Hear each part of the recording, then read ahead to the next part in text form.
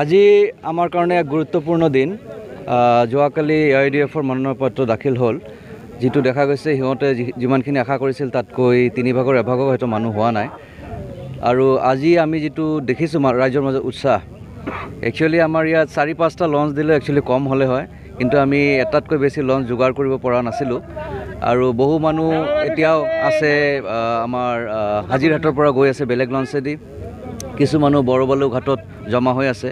মই ভবা নাছিলোঁ যে পুৱাৰ ভাগত ইমানখিনি মানুহ আহিব।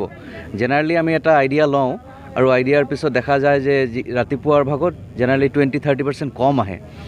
আমাৰ আইডিয়াতকৈ বহুত বেছি আহিছে আৰু বহুত মানুহ এতিয়াও ফোন কৰি আছিলে যে ইহঁতে এতিয়াও আহি আছে, কিন্তু আমি আৰু ৰখিব নোৱাৰোঁ কাৰণ তাতে মনোনয়ন পত্ৰ দাখিল হ'ব। ধুবুৰীৰ ফালে খবৰ ল'লোঁ, বিভিন্ন ঠাইৰ পৰা হাজাৰ হাজাৰ মানুহ আহিছে। ৰকিবুল ডাঙৰীয়াৰ শুভাকাংক্ষীসকল বাহিৰৰ পৰাও আহিছে আৰু আমাৰ যিটো 11টা বিধানসভা সমষ্টি আছে এই লোকসভা সমষ্টিত সকলো অঞ্চলৰ পৰা বহুখিনি মানুহ আহিছে, ভবাতকৈ বহু।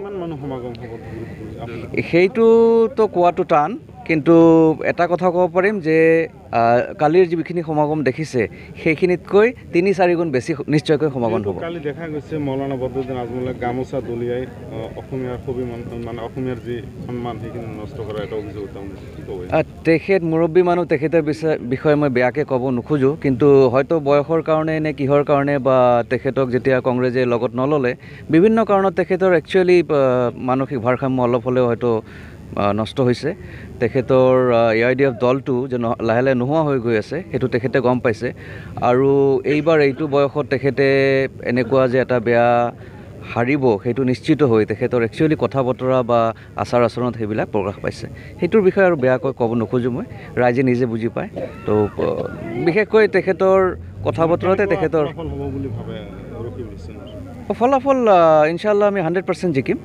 এতিয়া কিমান ভোটত জিকিম সেইবিলাক কথা ক'ব নাপায়, এতিয়া সেইটো ওপৰলাই জানে, কিন্তু 100% আমি জিকিম। ৰাইজৰ মাজত যিটো উৎসাহ দেখা গৈছে কংগ্ৰেছৰ প্ৰতি আৰু AIDF-ৰ যিটো ৰামঠগন দিছে ৰাইজক, সেইখিনি মানুহে বুজি পাইছে।